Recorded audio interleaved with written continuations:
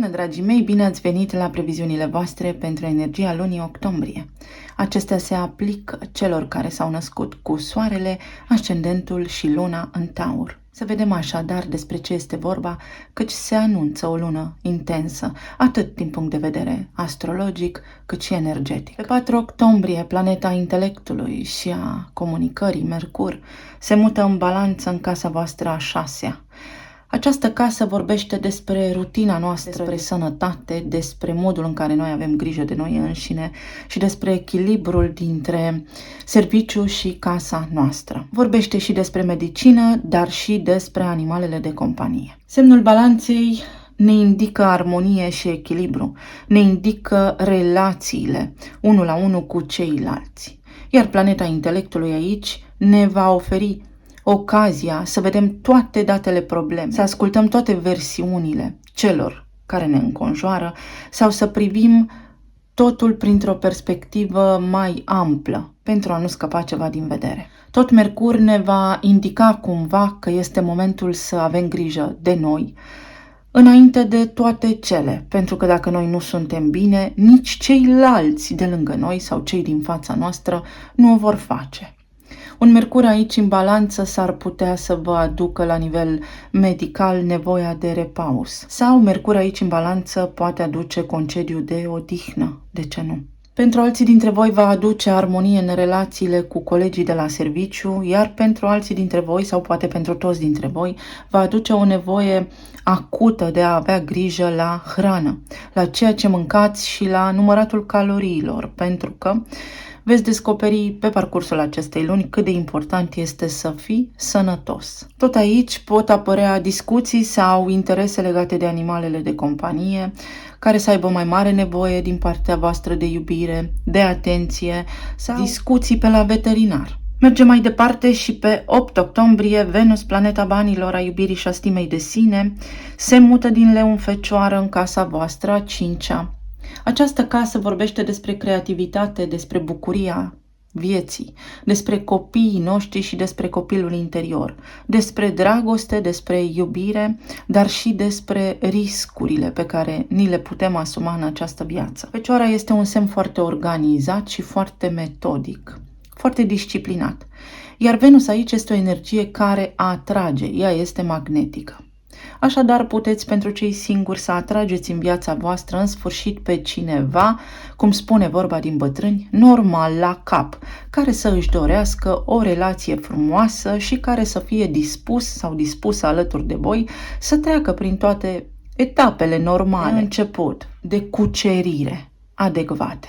Pentru cei care sunteți deja în relații cu cineva, acum relațiile pot deveni foarte serioase. Veți avea senzația că lucrurile merg într-o direcție mai sănătoasă și mai clară ca anterior. Copiii voștri poate au planuri concrete de viitor sau poate încep niște activități care necesită o mai bună organizare și vor avea nevoie de sprijinul vostru.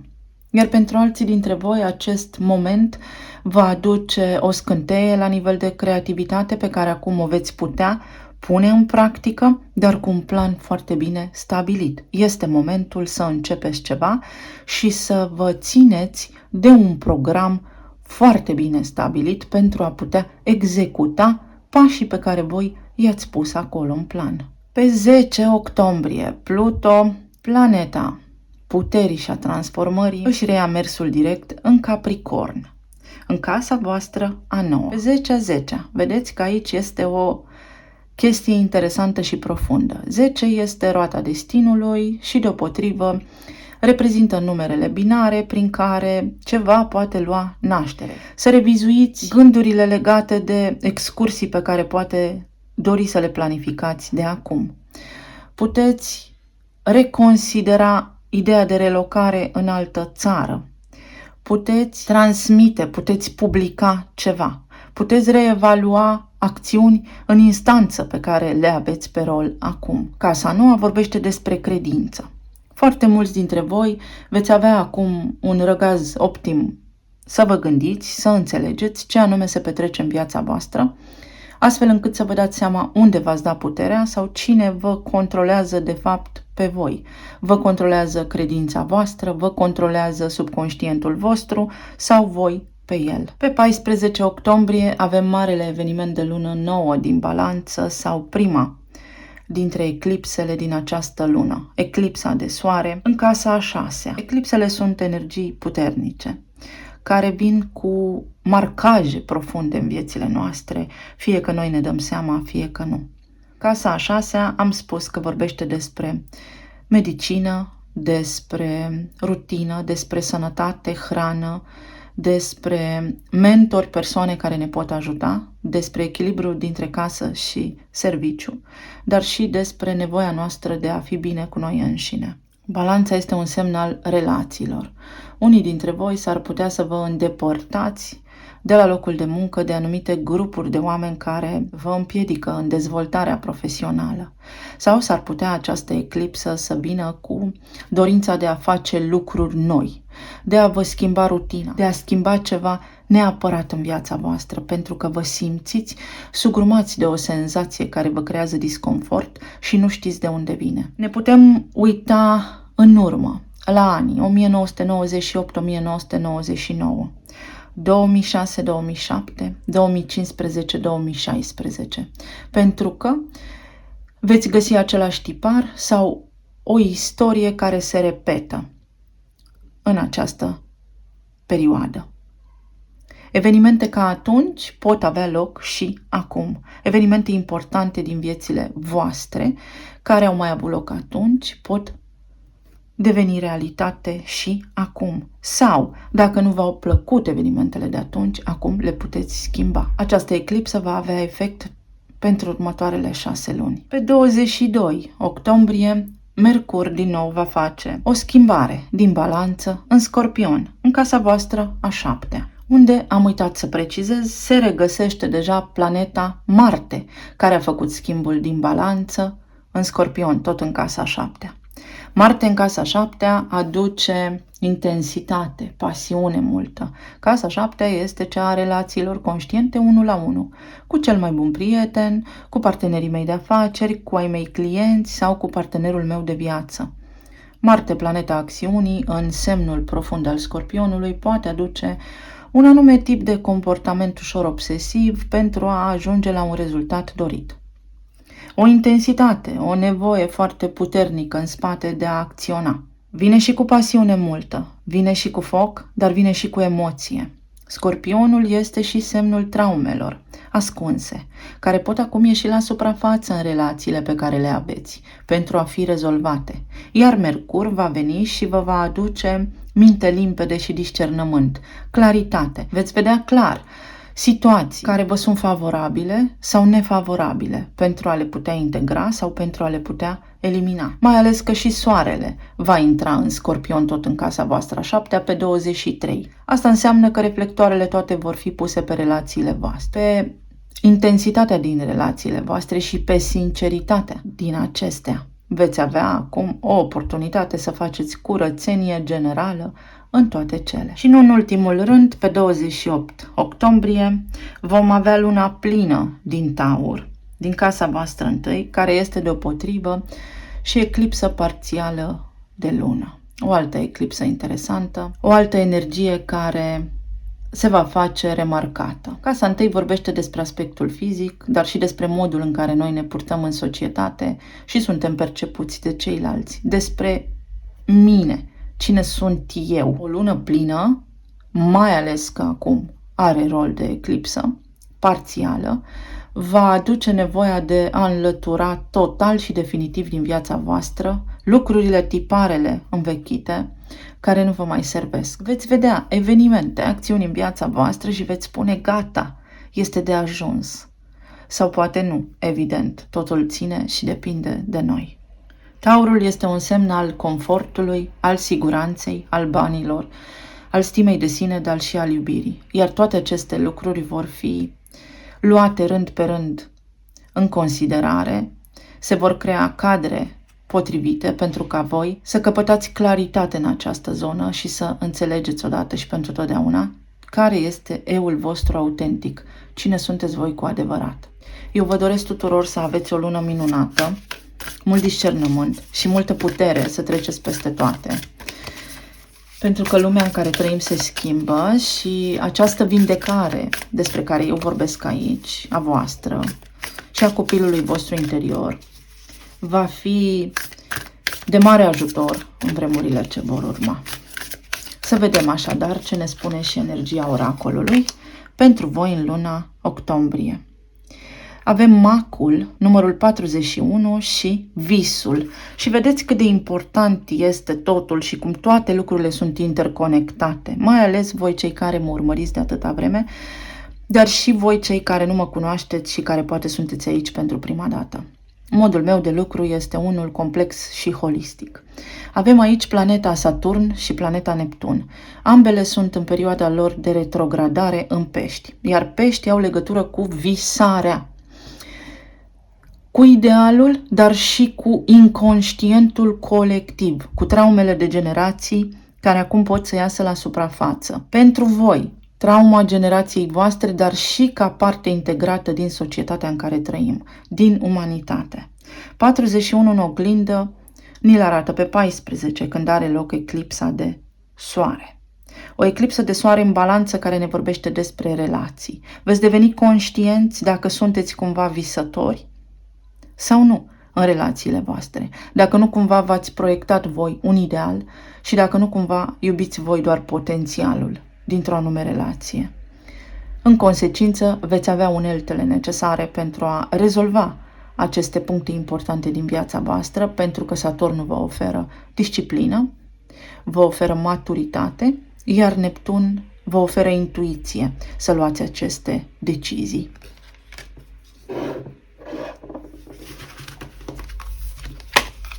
Împăratul spune, în asta cred și ăsta sunt, iar unul este magicianul. Sau eclipsa parțială de lună, luna plină, din Taur, din casa întâi. Eu acum, ... tot ceea ce doriți voi să faceți, rostit la cuvântul prezent, rostit la timpul prezent. Avem mușețelul și pace interioară. Avem soarele și luna, un echilibru, și avem o căprioară. Chiar dacă mă simt poate neputincios, poate vulnerabil, am toată încrederea că îmi pot crea o viață bună și liniștită, pentru că eu sunt stăpânul propriei mele vieți. Pace în relații. Avem aici retragere. 27 este numărul care ni-l dă pe 9. Avem Jupiter și Soarele, sau un moment de introspecție pentru recâștigarea înțelepciunii ancestrale, pentru dobândirea înțelepciunii în această viață. Casa noua din astrologie, unde Pluto pe 10 își reia mersul direct și vă dă puterea să schimbați ceea ce credeți despre voi, despre ceilalți, despre lumea în care trăim, pentru a ajunge la un adevăr sau la adevărul care de fapt există, dar care poate a fost controlat sau ne-a fost ascuns. La adevăr în ceea ce îi privește pe cei din viața voastră. Ce vă mai ajută?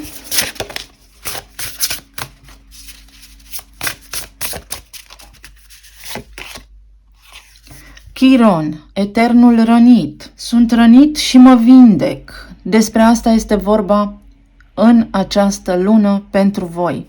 Chiron este jumătate zeu, jumătate muritor, jumătate om, jumătate centaur, jumătate animal, jumătate om, cum vreți să-i spuneți, și reprezintă rana ancestrală despre care vă vorbeam aici, care este semnalată de Saturn și de Neptun, a voastră la nivel individual, dar și a întregului, a umanității, pe care puteți acum să o scoateți la suprafață, să înțelegeți, să folosiți influența planetei Pluto pentru a transforma durerea în putere. Experiența anterioară să vă fie acum sabie, experiența anterioară să vă fie acum adevăr și disciplină și înțelepciune. As în mânecă. Mai luăm o carte de aici pentru Taur octombrie.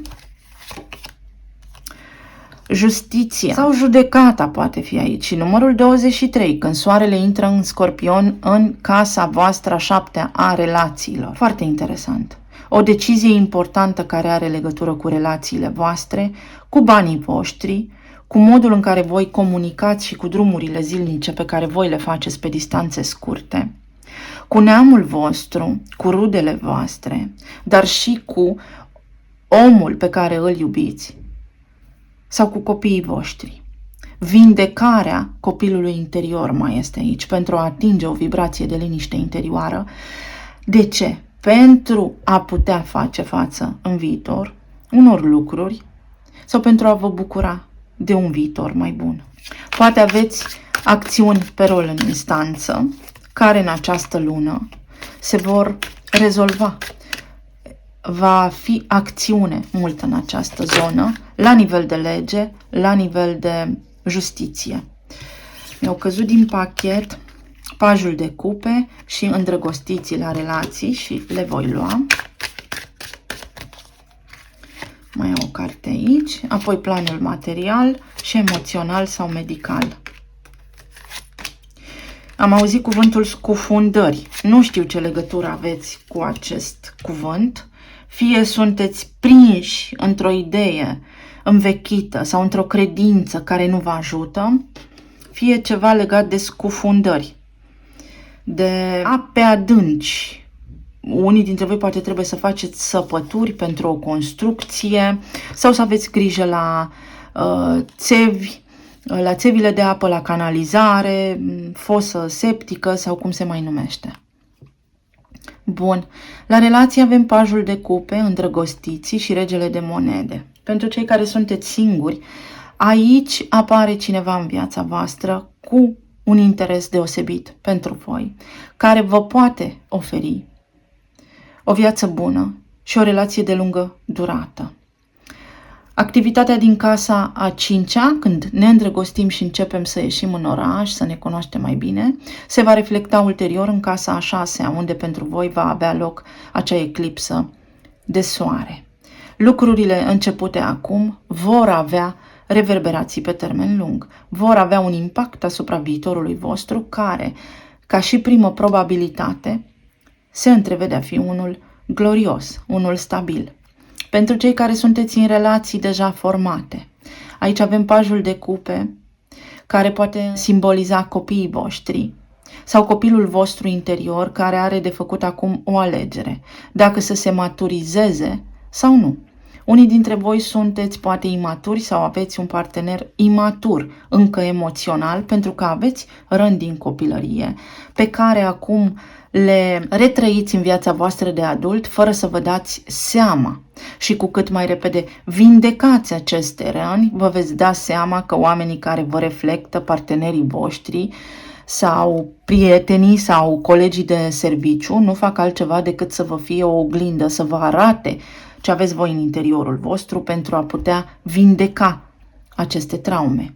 Sau aici veți vedea o schimbare din partea partenerului vostru care va face niște gesturi frumoase de iubire, vă va face niște declarații frumoase de iubire și veți ști că aveți cum să vă bazați acum și întotdeauna pe acest om.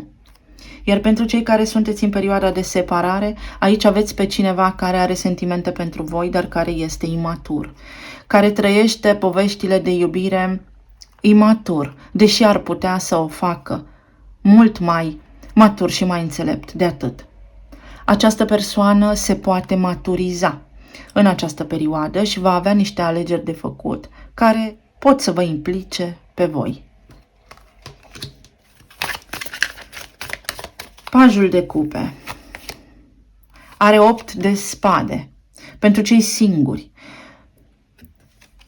aveți un blocaj încă din copilărie legat de stima de sine. Venus în Fecioară ne spune acest lucru. Poate ați fost foarte criticați în copilărie și acum nu aveți curaj sau vă alegeți parteneri care să vă reactiveze traumele din copilărie și de aceea aveți nereușite în relațiile de iubire. Iar aceste traume vor ieși în această lună la suprafață dacă le permiteți. Există potențial de conștientizare și vindecare aici.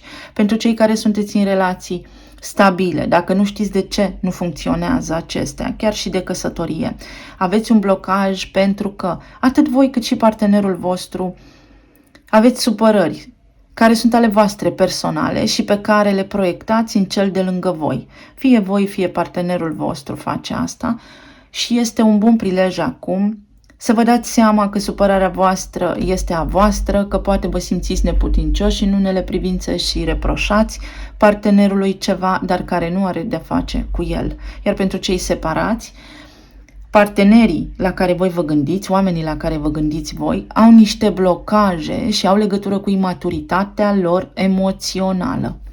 Această imaturitate a dus la separarea dintre voi, iar oamenii respectivi au acum ocazia să se maturizeze și să acționeze, să lase la suprafață sentimentele care sunt acolo pentru voi și să vi le și transmită. De ce nu?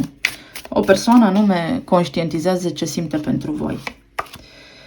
La îndrăgostiți avem 6 de bâte. Este o lună foarte bună pentru voi în relații, pentru ca voi să conștientizați ce anume vreți, pe cine iubiți și cine merită iubirea voastră cu adevărat. Pe de altă parte, vă veți lămuri, veți înțelege în ce relații sunteți, alături de cine și ce sentimente au acești oameni pentru voi. Iar regele de cupe, regele de monede, scuze, are împăratul. Vedeți 41 unde este? Aici. Și acea lună nouă din balanță sau eclipsă de soare. Veți străluci. Unde? În relații, în balanță. Vă veți purta de grijă sau acum puteți să vă redobândiți puterea. Acum puteți să acționați. Acum puteți să fiți văzuți la locul de muncă. Acum puteți deveni acest împărat care este stabil emoțional sau oamenii la care vă gândiți voi își asumă responsabilitatea față de voi, față de copiii voștri, față de viață. Au ieșit și astea, hai să le luăm. Pajul de bâte, eremitul și cavalerul de bâte. Acesta este Marte în, ce interesant, Scorpion, care va fi foarte sexual, foarte pasional, foarte năvalnic, și eremitul care este Venus din Fecioară. Cumva o avertizare să fiți cu băgare de seamă în cazul în care sunteți înverșunați într-o anume direcție, că este mai bine să vă gândiți de 2 ori înainte să faceți ceva anume. Sau că este foarte indicat acum să vă gândiți cu claritate la ce anume înseamnă relațiile din viața voastră pentru voi, pentru că unora vă lipsește pasiunea, iar alții ați creat legături care au legătură mai degrabă cu sexualitatea și cu atracția fizică și nu cu sentimentele. Pentru alții dintre voi este momentul să vă dezlănțuiți curajul, să scoateți la suprafață forța pe care o aveți în a acționa, în a face demersurile potrivite pentru voi în toate chestiunile legate de relațiile voastre. Eremitul aici arată un om care este foarte pasional și foarte impulsiv, care, da, acum se gândește, este retras, caută să înțeleagă niște lucruri și răspunsul va fi Pajul de cupe. Simt ceva, dar nu știu ce simt pentru tine. Am nevoie de timp. Dați-i pace, dați-i timp să înțeleagă, pentru că rezultatul poate fi unul fantastic pentru voi.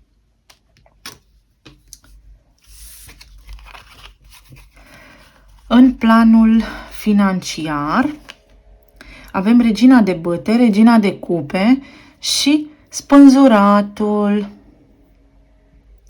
Aici lucrurile stau în felul următor. Fie voi vă doriți să faceți ceva și deveniți foarte emoționali sau timorați ușor în momentul în care acționați și atunci ajungeți într-un blocaj, fie unii dintre voi căutați niște răspunsuri și acestea vor fi favorabile, vă vor bucura, vor fi răspunsurile potrivite pentru voi, pentru a acționa de acum înainte, fie în carieră, fie în legătură cu banii voștri, fie în legătură cu stima voastră de sine.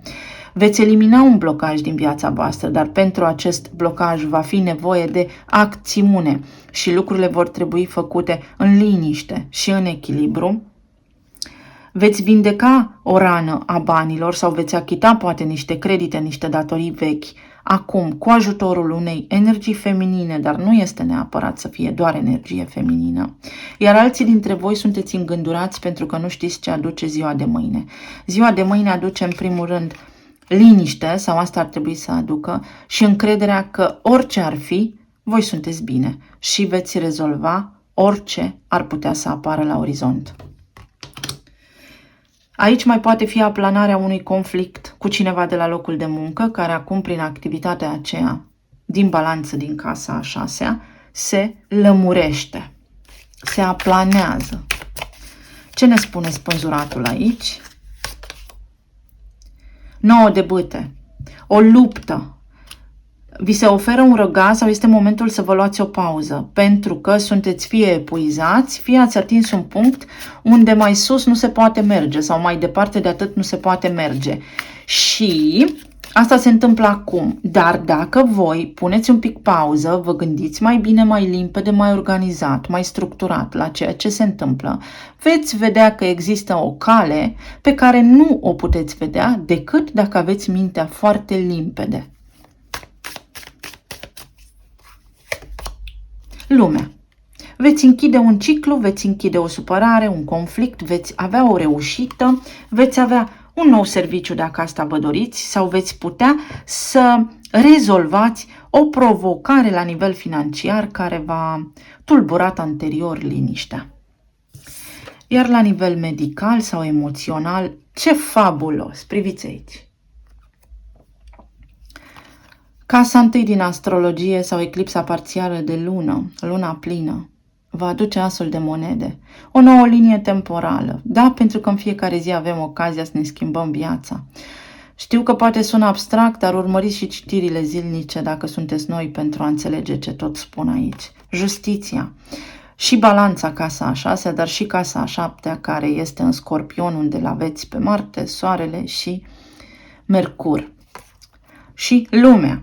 Încă o dată lumea, vă eliberați. Unii dintre voi primiți o promovare sau un nou serviciu sau o sumă de bani. Poate fi el chiar și un credit, însă atenție la ce semnați. Pentru alții dintre voi o acțiune în instanță este favorabilă sau în sfârșit ajunge la termen. Vedeți cum rezonați cu aceste lucruri. Pentru alții dintre voi veți găsi bani sau veți obține o programare pentru a remedia o provocare medicală pe care o aveți. Alții dintre voi sunteți sfătuiți să aveți grijă la ce gândiți acum pentru că va avea un impact major în viitorul vostru. La nivel de relații de iubire aici se restaurează echilibrul, se restabilește ceva. Persoana aceasta fie devine matură, din pajul de cupe se transformă în regele de monede și lucrurile pentru voi devin stabile, inclusiv cu potențial de căsătorie, pentru că aceasta poate fi o cerere în căsătorie pe care o așteptați de mult, fie voi vă dați seama că pierdeți timpul și că este momentul să faceți altceva cu viața voastră, pentru că există iubire și o meritați. Asul de monede, ce prevestește? Magicianul, casa întâi din nou, o nouă poziție socială, putere să schimbați lucrurile, sunteți văzuți, sunteți vizibili, sunteți șarmanți și atrăgători pentru ceilalți. Aveți o soluție la îndemână, atât medical cât și profesional, cât și în relațiile de iubire, să manifestați ceva. Este nevoie doar de pace interioară și de aliniere între minte și suflet. Justiția aduce 4 de bâte, o cerere în căsătorie, o nuntă, un eveniment la care mergeți sau nunta voastră, stabilitatea în relația voastră, cererea în căsătorie sau, în sfârșit, intrați în relația pe care o doriți. Sau liniște în relația voastră dacă au fost vremuri tumultoase, iar lumea îl aduce pe acest paj de bâte, vedeți aici, care în sfârșit are curajul să acționeze. Foarte multă acțiune în relațiile voastre, foarte pasionale relațiile voastre și foarte pline de intensitate. Așa cum îi șade bine omului să aibă talismanele.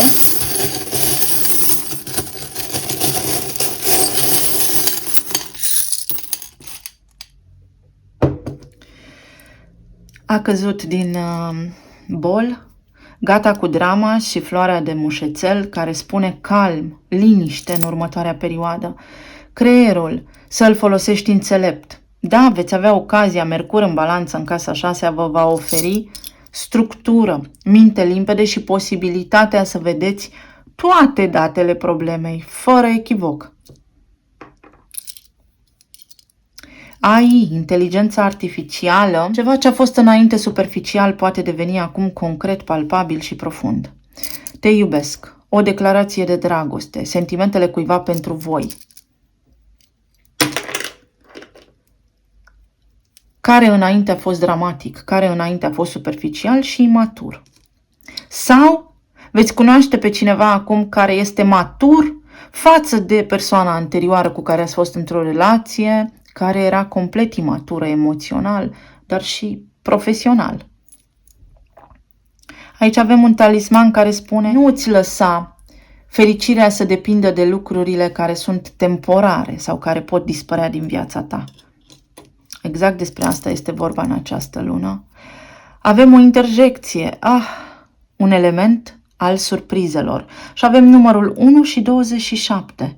Ce interesant! 27, retragere. Veți avea o surpriză din partea unei persoane cu care nu ați avut contact de multă vreme, fie de oamenii cu care ați avut o relație și de care v-ați separat, fie veți întâlni de întâmplare pe cineva cu care nu v-ați văzut, după cum spuneam, de multă vreme și aceste lucruri vă ajută pe voi. Casa 1, magicianul. Rezolvați ceva cu ajutorul unei persoane la care nici nu vă gândeați. Mâna destinului, ajutor din plan divin. Aici avem pe cineva de la circ. Da, poate ați avut o relație în care un ochi plângea și un ochi râdea. Sau ceea ce înainte era superficial, acum se transformă și devine foarte profund. Casa Scorpionului face asta. Energia Scorpionului face asta. O idee, o dorință care acum poate deveni realitate, un răspuns, din nou numărul 1. Sunteți lider, sunteți promovați sau aveți o reușită. O reușită, veți avea un cuvânt important de spus sau cuvântul vostru va fi cel care schimbă o situație, schimbă tot. Magicianul. Aici avem un motor. Este nevoie să faceți o călătorie care poate fi riscantă sau a venit vremea să nu mai riscați, ci să judecați limpede și cu discernământ. Este momentul să aveți grijă la hrana voastră, la dietele voastre, la regimul vostru alimentar. O călătorie din nou sau această surpriză poate fi o vizită a cuiva care poate să nu fie în aceeași țară cu voi, poate să nu fie de aceeași naționalitate cu voi sau copiii. Pot fi orice lucruri aici. Un microscop. Da, sănătatea va fi foarte importantă, atât a voastră cât și a animalelor voastre de companie și s-ar putea să mergeți la niște analize sau să fie necesar să faceți niște analize. Aveți un triumf, un succes major în această lună. Veți vedea o situație altfel decât o făceați de obicei. Aici avem overthinking. Gândiți prea mult într-o direcție și acesta va fi Pluto din casa a noua care vă spune: nu trebuie să întorci problema pe toate părțile. Tu știi clar adevărul. Tu știi clar ce ai de făcut. Nu te răzgândi, nu te gândi, nu te răzgândi. Gândește la tot ceea ce se poate întâmpla, calculează-ți riscul și apoi acționează în consecință. Sau dacă ați avut de-a face cu cineva care a fost așa dute vino, acum situația se schimbă. Un trandafir. Veți avea parte de oameni buni, veți fi într-o vibrație înaltă și inițiala U, uniune. Aici mai pot fi ceva țări latine sau o recalibrare energetică, poate la nivel de sănătate. Și mai am aici niște inițiale.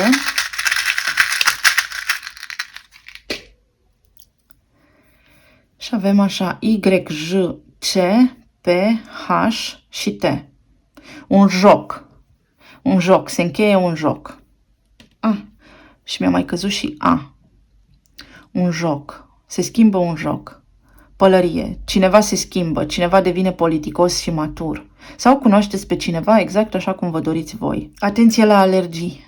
S-ar putea unii dintre voi cu activitatea din casa a 6 să descoperiți niște alergii întârziate, în cazul în care aveți intoleranțe, provocări cu stomacul, vă simțiți balonați, mai știu eu ce, să aveți grijă la alergii. Alții dintre voi aveți nevoie, după cum spuneam, de odihnă sau atenție. Dacă simțiți că ceva nu este în regulă cu voi, este indicat să luați o pauză. Sau aici este o noapte plină de pasiune. Pisicuța, uite, animalele de companie. Grijă mare și la ele, cât puteți voi de mult. Paj, din nou, ceva se întrezărește foarte bun la orizont pentru voi. Avem apă și foc, o armonie perfectă. Manifestați voi prin armonie și liniște interioară. Cineva vă mulțumește foarte mult pentru ajutor. Un templu sau vă rugați la ceva, cunoașteți în viața voastră un om cu autoritate care vă poate ajuta într-o privință. Pact, veți face un pact sau semnați un contract sau reușiți să semnați un contract sau în sfârșit vi se soluționează dosarul. Citiți bine ce scrie acolo. Alții dintre voi, atenție la alune, la caju, la alimente de genul acesta, că s-ar putea să aveți o intoleranță sau este nevoie de fibre. Aveți nevoie de fibre pentru un tranzit mai bun, pentru digestie mai bună. Alții dintre voi, dacă aveți migrene, aveți grijă să nu fiți deshidratați sau în această lună capul va fi important pentru voi. Nodul nord. Nodul nord vă stă în casa 12 din Berbec și voi nu puteți acționa. Faceți overthinking, vă gândiți, vă răzgândiți, nu vă este clar. Pluto acum în casa nouă vă spune, uite ce se întâmplă. Este momentul să schimbi ceva în viața ta la 180 de grade. Nu mai pierde timpul. Fă ceva bun pentru tine, pentru că nimeni nu vine să facă în locul tău. Și cam atât, dragii. Să aveți o lună minunată, plină de iubire, sănătate și armonie și să ne reauzim cu bine și data viitoare. Pa, pa!